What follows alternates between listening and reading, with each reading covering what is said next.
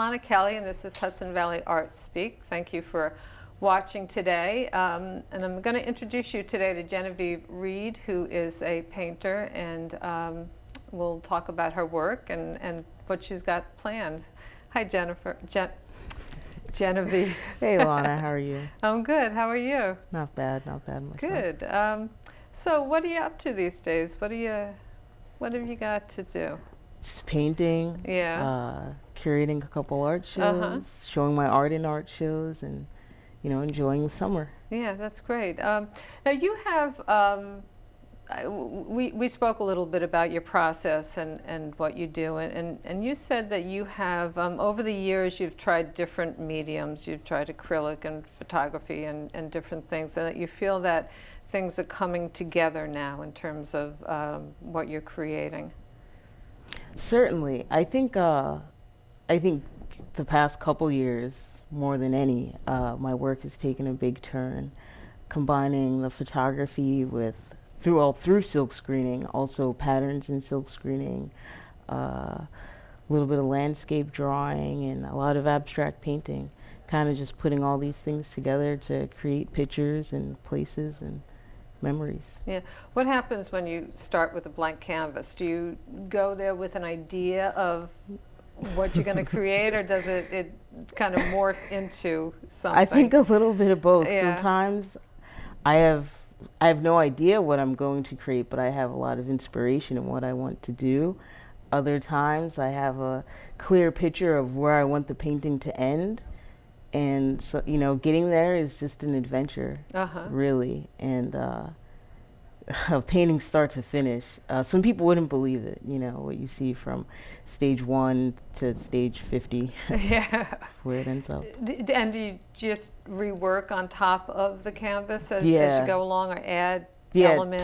Yeah, totally. A lot of you said, that's funny, you said adding. I always think of it as deletion. Oh, really? And subtraction. So it's, but at the same time that you remove one thing, you're adding something. Right. And lately I've been painting with watercolors and acrylics, and the watercolors usually bleed through the acrylic paint. Especially I use a lot of pastel and light tones.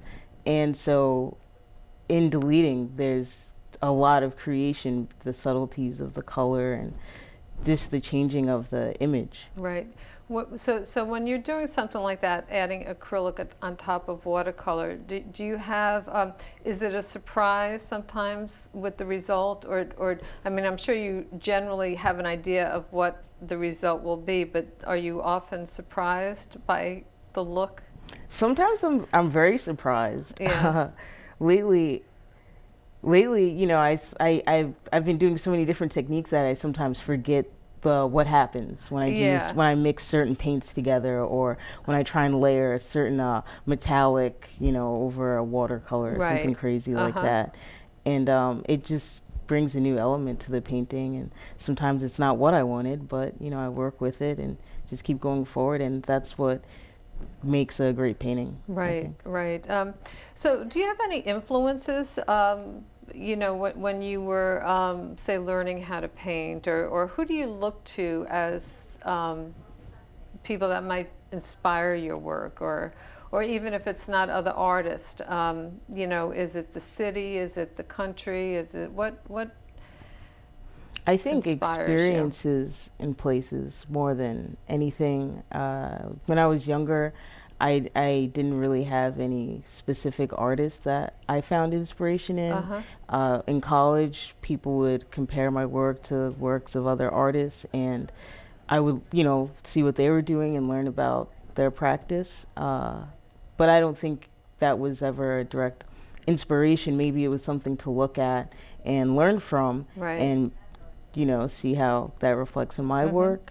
But I think it's mostly life, photographs, really. Right. I think lately, especially, it's photographs that I take myself. My husband takes photographs as well, and a lot of people wouldn't believe it sometimes looking at an abstract painting, but sometimes it comes from a very literal place. And you do silk screening also? Do you do that say you have a photograph, do you do a silk screen of the photograph sometimes, or do you start with Yeah, that? yeah. Before, or I guess what led into the silk screening was stencil making, and Uh-huh. it started out with patterns, and then drawings that I'd done, I would turn them into stencils, and then photographs. I got a camera one day, Uh-huh. and so I started transferring my photographs into stencils, and I learned about silk screening somewhere. Someone had just told me about it. Yeah.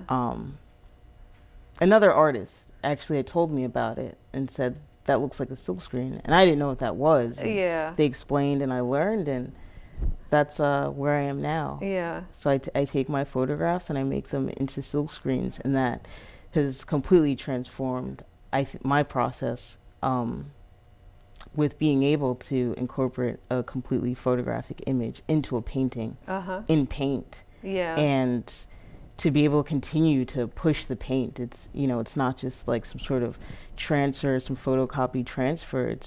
It's actually like painting the picture onto the painting, which is totally wild because Right. there's Right. no brush involved, Right. which is so backwards, Yeah. for a painter. Yeah. But it's created challenges, and it's opened, new doors. New doors, new Visually, ideas. yeah. Yeah. Do you have a? Well, let's look at this painting here for a minute, okay? It's got a lot of different elements in it, and it's got some. You had described it a little bit to me, and so if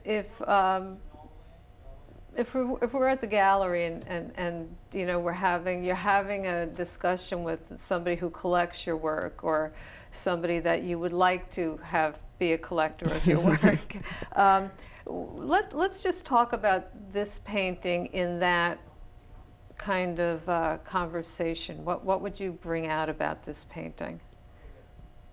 Well, I guess where I would start is explaining how this painting just exists within my body of work, and the structure of it, and how or why it's different than the layout of a lot of my other paintings that are a little more fluid and organic, and why is this one so rigid and so structured. And it began as a way to kind of it's like creating compartments. That's how I think of it, and it's like a very simple drawing, Right. but in the form of a painting, in the way that I would paint a picture. And so we have the ground. I've somehow moved towards using text as a representation of ground, being the foundation for what the trees grow from, or the foundation from what the buildings are built on, or the foundation for how we communicate as people. So that's what I've gone with. I've always kind of used dictionary papers and other texts in my work, but now it has like a meaning and a place, and this is where it appears now, is as the ground. And then we have buildings on either side, a bridge, and buildings coming out of the ground, and then we have nature in the center. And of course it's also very rigid at the same time. If you look at it, it's layers and layers of very precise lines with the triangle shapes and the little circle stencils. These are all stencils and spray paint. Oh, really? And so would this be silk screened? yeah, that's silk screen in there. Uh-huh. This is silk screen in there, and that becomes pretty much the focal point for the pieces. Right. The cityscape, just a little piece of urban life, like within a landscape. Yeah. Painting. I noticed that you do cityscape landscapes, which totally. is kind of an oxymoron, but you seem to do that, to mix the two. Yeah. Yeah, totally. I think that's just again my inspiration from places and events, and living in downstate New York my whole life. Those are the two things that I guess kind of were the backdrop of growing up, like either being in the city and hanging out in the city, and like skateboarding and going to like late night movies and stuff like that, and living upstate, which is still downstate, you Right, know. I We're know. still Yeah. downstate New York here, yeah. Downstate, yeah. But you know, it's very beautiful. There's like Yes. lots of trees, Yeah. there's lots of grass. It's just nature Yeah. in the most basic. And the city is like completely devoid of that. Mm-hmm. But they're so close together, and I Right. guess that's just something within me that I'm interested in, and I think I'm very attached to both places for their like most probably beautiful elements. You know, Yeah. like I love nature, Yeah. I love gardening and being like, you know, close with the earth, but I also love architecture. I love Yeah. the design. I love what humans can do. I love what we've done, you know, like building this amazing universe called the city Yeah. that everyone travels to from like all over the world just Right. to see Yeah. the Chrysler building and the Empire State Building and to go ooh and ah, Right. and that's like right in our backyard. Right.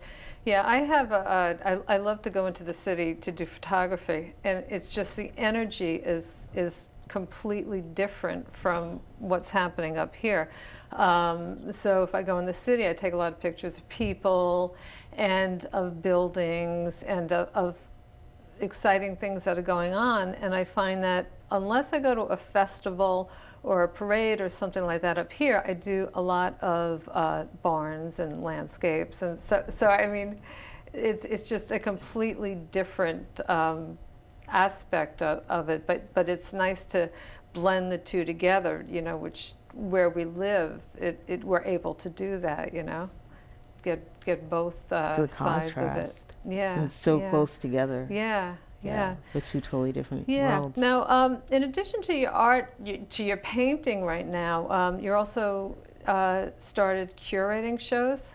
Yeah, I curated a show a couple weeks ago in Manhattan. It was supposed to be a solo show for myself, but I thought it'd be way more fun to show the work of my colleagues and, you know, fellow artists. And that's actually the third show I curated. I curated 2 shows back in, I believe, 08, 09, in the city. And same kind of thing, a group show, lots of friends, lots of talented photographers and painters. And I just helped curate a show yesterday. Last night you were hanging a show. Yeah. We're lucky you came this morning. Yeah, I'm happy I made it. I'm happy I'm getting everything done, you know. Well, that's great. So if somebody wanted to see your work, you have a website, and they could go on your website. And what's the address? The website is jenevieve.info, JENEVIEVE.info. And that's my website, and I try to post upcoming events I have on there, art shows, any type of live painting I might be doing. I'll post those events on the website, and has my email address on there. People can contact me, and they can also browse a good chunk of my portfolio and see what, you know, see more of my artwork and see some work hanging. Yeah, I would also encourage people to make sure that they get to your shows and see your work, not just online, but in the physical reality, because it's very impressive. Thank you. So Jennifer, thanks so much for coming today. It was great talking to you. Likewise. Yeah, thank you, Lonna, for having me. Very nice to get to meet you and to see your work. In person. Yeah, in person. Thanks for having me on your show. I appreciate it. Thank you.